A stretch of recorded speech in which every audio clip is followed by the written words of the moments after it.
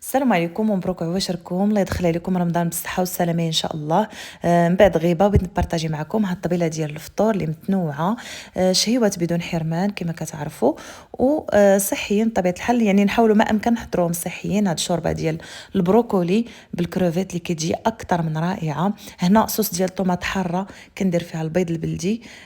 عندي هنا سلطه اللي حلوه ديال الباربا والبنان والتفاح والقرفه كتجي لذيذه. ومن طبيعه الحال عندي هنايا بلاطو ديال المملحات. عندي هاد لي باغيت معمرين بالطون بالنسبه ديال بسطيله الحوت وميني برجر. وكذلك عندي هنا سمك ديال باجو احمر اللي في الفرن كيجي بحال الا مقلي ولذيذ، واحد الشرموله اللي كتجي بنينه بزاف. ثم عندي سلطه ديال البطاطس والبصل والطون. هذه السلطه المفضله، واخا البطاطس يعني ماشي وقيتها، ولكن انا كتعجبني هاد السلطه مره كنديرها. نبارطاجي معكم يعني الطريقه باش كتصاوب، يعني باش ما يجيش الفيديو طويل. الا بقى لي الوقت غادي نبارطاجيها معكم، ما بقاش حتى الفيديو اخر ان شاء الله. وعندي هنايا انا بزاف كما كتشوفوا في الطبله عندي 3 ديال السلطات، يعني كنبازي بزاف على الخضره. وعندي لا سوب، يعني الاغلبيه ديال الاطباق اللي كيكونوا عندي في الطبله كيكونوا خضار. كما كتشوفوا هنا الكورجيت مع الجزر شرملتهم ودخلتهم الفران بقزبر يابس والثوم وزيت الزيتون. وعندي هنايا سلطه فاغي فيرت، يعني اللي فيها غير لافوكا وطوماط سوريس والخيار والخس. هادو هما الاطباق ديالي اللي حضرت اليوم، غادي نبارطاجيهم معكم. ودابا ندوزو الطريقه ديال تحضير العجين باش نديرو الباكيت ديالنا وميني برجر. عندي هنا 500 غرام ديال الفرينه بلديه بالنخاله الرقيقه اللي غادي نضيف ليها تقريبا كاس ديال الخميره البلديه. اللي ما عندوش وبغى يضيف الخميره الروميه هو حر يعني، ولكن الخميره البلديه راه كما كتعرفوا صحيه. عندي هنايا الثوم بلاصه الثوم بودره. عندي عجينه ديال الثوم اللي كنديرها في الكونجيلاتور وكنبقى نستخدمها. عندي هنا اليازير والزعتر، كندير شويه باش كتجيني العجينه من السما. وكندير قزبر يابس والملح. هاد العجينه كتجي بنينه بزاف حيت كندير في اورطباك، كندير فيها يوغورت ديال الماعز بدون سكر. جربوا هاد العجين راه كتجي رائعه. ديال العجينه المعتمده عندي في لي شوسون مملحات كاملين. هنا ضفت تقريبا واحد 3 المعالق كبار ديال زيت الزيتون، وغادي نجمع بما يكون دافي بطبيعه الحال. العجينه خصها تكون رخوه شويه، يعني ما تكونش كتلصق بزاف في يدي، ولكن تجي رخوه كما كتشوفوا. غادي نغطي يعني العجين ديالي ونديرها في الفرن يعني ونخليها حتى وكنتخمر. عندي هنايا فلافل الوان، وعندي شامبينيون بلون ولا شامبينيون بيض مقطع، وعندي الثومه 3 دروس ديال الثومه وزيت الزيتون. بالنسبه للفلافل درت 2 حمرين وحده صفراء وحده خضراء. غادي نحاول نقلي هذا الشيء ونضيف العطريه. عندي هنا في العطريه معلقه صغيره ديال القزبر يابس، وعندي ملعقه صغيره مملوءه ديال النيوره اولا التحميره. عندي فلفل اسود نصف ملعقه والخرقوم نصف ملعقه والملح من طبيعه الحال. وغادي نحاول نقلي مزيان هاد العطريه مع الفلافل والشامبينيون. وهنا اختياري، بغيتو تضيفوها ما تضيفوها، ما بغيتوش يعني تستغناو عليها. عندي هنايا واحد المربع ديال الشعريه الصينيه اللي رقته في الماء طايب وقطعته طريفات باش يزيدني الحجم ديال الحشوه. وعندي هنا الطون اللي بارطاجيت معكم ديال الماء. تقاد لي الطون اللي كنصايب في الدار باقي ما حضرتوش. هنا كنشري طون ديال الماء مرقد يعني معلب في الماء، تيجي زوين. تقدروا تضيفوا الجبن الا بغيتو. وغادي نخليو الحشوه ديالنا تبرد وندوزو. من بعد ما خمرات العجين كما كتشوفوا غادي نقسموها. انا هنا قسمتها على 3 وعاودت من بعد قسمتها غير على 2 لان ما قدتنيش الكميه، ما قدنيش الوقت باش نحضر لاصوص ديال البيتزا، لان كنت بغيت نصايب حتى ميني بيتزا وليت درت غير ميني برجر وباغيت. يعني وليت هذاك الطرف الثالث قسمته على هذوك الطروفه بجوج، يعني قسمت العجين غير على 2 حيت كيف قلت لكم ما بقاليش الوقت. انا بالميزان هنا غادي نصايب الميني برجر. عندي تندير فيهم 50 غرام، ما بين 50 52 غرام في الميني برجر. غادي نكمل الميني برجر ديالي. هنايا حصلت على 12 ميني برجر بنص كيلو ديال الدقيق، وحصلت على 10 ديال لي باغيت فيهم 60 غرام كدا و60 غرام بحال هكا، ما بين 62 60 غرام.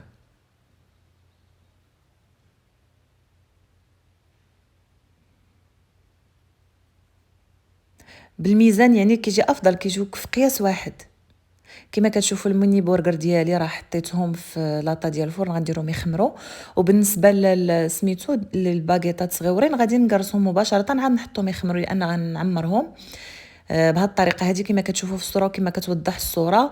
غادي نبسطهم بالتلاك مزيان وندير الحشوه في الوسط ونجمعهم من الجناب عادي بحال كنصايب باغيطات صغيورين معمرين. راه الطريقه معروفه صافي. وغادي نحطهم في صينيه اللي كتدخل الفرن ونكمل حتى كنعمر الباغيت ديالي كامل. حاولت ما امكن نقصر الفيديو، ما درتش السلطات يعني درت غير المملحات وكذلك درت السمك لان ما بقاليش الوقت بزاف وما بغيتش الفيديو يجيكم طويل. يعني بغيتكم غير تاخذوا افكار على طبيله ديال الفطور يعني اللي تحاولوا ما امكن تحضروها صحيه. كما كتشوفوا هذه اللاطه الاولى الميني برجر خرجوا لي 12 وفيهم 50 غرام، والباغيت خرج لي 10 فيهم 60 غرام كدا و60 غرام. هنا خديت بيضه بلديه درت فيها شويه ديال النيوره ودهنت هاد اللاطه. هنا غندير زنجلان بيض في البرجر. وبالنسبه لي باغيت غادي ندير فيهم البافو.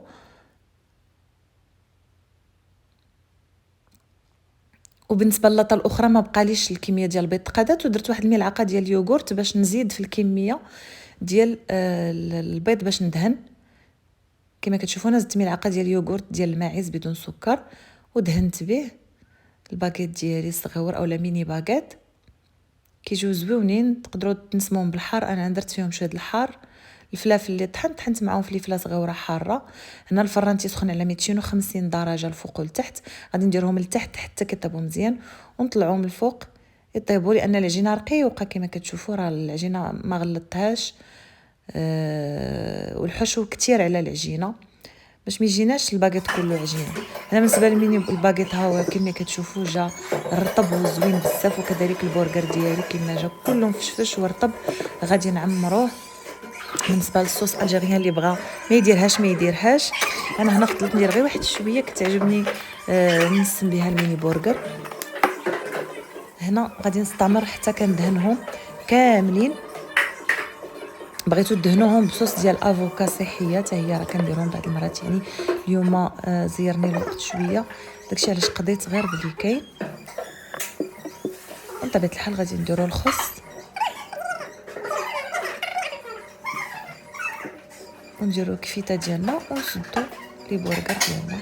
كما كتشوفوا الكفيته مشرمله عادي يعني بابريكا قزبر يابس قبيصه ديال القرفه والبزار وشويه ديال المليحه ودرناها كويرات وطيبتها. الكفيته درت فيها تقريبا 40 غرام مع طريفه ديال الفرماج.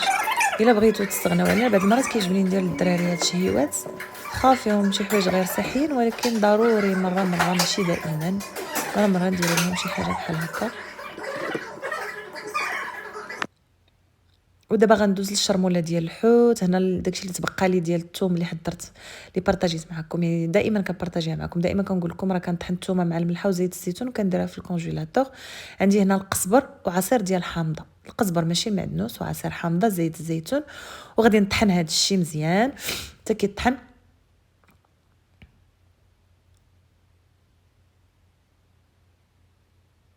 باش نضيف ليه العطريه.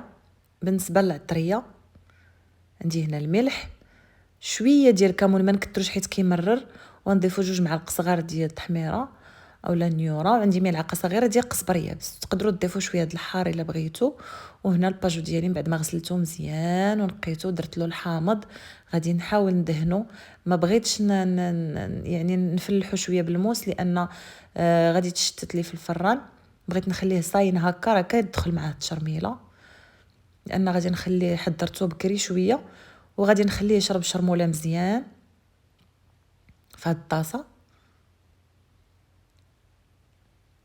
غنستمر حتى كنشرمل السمك ديالي كله وكنسد الطاسه ونديرو في الثلاجه ونخليه حتى يقرب يعني يدى المغرب عاد كندخلو للفران. من بعد ما وصلت الوقيته ديال يعني قرب الاذان كناخذ لاطه ندير فيها يعني ورق غذائي وغادي ندير هنا النخاله الغليظه ديال القمح. كنفند فيها السمك ديالي كما كتشوفوا بهذه الطريقه. كيجي بحال الا مقلي كيجي مقرمش من على برا ومن الداخل كيجي رطيب. غير فران سخنوه مزيان ودخلوا السمك يعني باش يبقى رطب يعني من الداخل ومقرمش من على برا. هنا راه ما خداليش اكثر من ساعه المكانه وطاب حيت الفران كان سخون.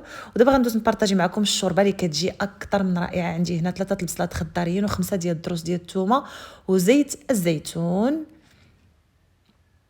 نحاول نقليهم غير واحد شويه ونبدا نضيف العطريه. انا العطريه دائما الملح اللي كنضيف في الشوربه، وكنضيف ليها نص معلقه صغيره الخرقوم، وكذلك نص معلقه صغيره ديال الفلفل الاسود، وملعقه مملوءه ديال القزبر يابس كيبنن الشوربه. وغادي نحاول نقلي العطريه شويه ونضيف لها شويه ديال الماء باش ما تحرقليش العطريه. وغادي نبدا نضيف من طبيعه الحال البروكولي اللي غسلته مزيان ودرت له الخل يعني باش نعقموه. قطعوا طريفات بحال هكا لانني غادي نطحن الشوربه في الاخر. داكشي علاش خليت البصله صاينه شويه والثومه خليتها صاينه ما قطعتهاش، والبروكولي تا هو خليته طريفات كبار لانه دغيا كيطيب دغيا كيدخل معاه الصاد ديال الطياب. نقلي شي شويه البروكولي في العطريه ونضيف الماء ديال الكروفيت راه غسلته مزيان لان عارفه باللي كيضيفوا فيه شي غبره يعني ما صحياش. داكشي علاش غسلته مزيان عاد باش غليت القشره ديالو كملت بالماء طيب. وغادي نخلي الشوربه ديالي حتى كطيب وكنطحنها باللاجيغاف يعني نطحنها مزيان بهاد لاجيغاف هادي اولا بهاد الخلاط حتى كتطحن وكتعطيني ديك لا تيكستور كريموز هكا كي كتجي فنه يعني خاطره.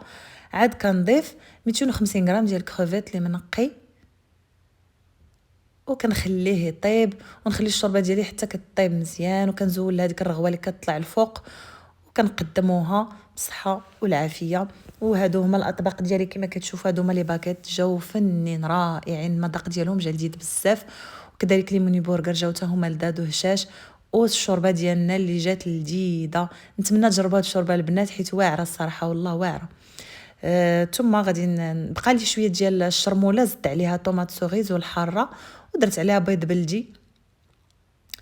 ثم هنايا سلطه ديال الباربا. كيف قلت لكم بقاليش الوقت نبارطاجي معكم سلطات الباربا والتفاح تندير لهم الحامض والعسل والقرفه. وعندي هنايا مقبلات يعني الزيتون وكذلك شويه ديال الصلصه حاره وشويه ملح وشويه شاطلي. وهنايا عندي السمك كما كتشوفوا كيجي اكثر من رائع يعني بحال المذاق انه مقلي. الا كليتو غادي تقولوا راه مقلي، هو راهي في الفران. وعندي هنايا سلطه ديال البطاطس كيف قلت لكم قطعت بصيله صغيره مربعات صغيره، وعندي هنا الطون ديال الماء وكذلك بطاطس اللي مسلوقه والكمون وزيت الزيتون كتجي بنينه بزاف ومشبعه يعني كتشبع. زوينه وعزه على الوليدات. نتمنى هاد الاطباق ديالي يعجبوكم. وكذلك يعني كيف قلت لكم انا الخضره هي اللي كتطغى على المائده ديال الافطار. دائما كتعجبني مائده الافطار تكون طاغيه على الخضره بزاف. والحوت يعني انا هو بالنسبه لي طبق رئيسي في مائده الافطار ديال رمضان. عندي هنا خيزو والقرعه خضراء كورجيت اللي قطعتهم وشرملتهم قزبر يابس والثوم وزيت الزيتون والملح ودرتهم في الفران. وسلطه فاغي فيرت يعني مشكله بخضر خضراء. نتمنى مائده الافطار بارطاجيت معكم تعجبكم وبصحه وراحه فطوركم الى مائده اخرى ان شاء الله.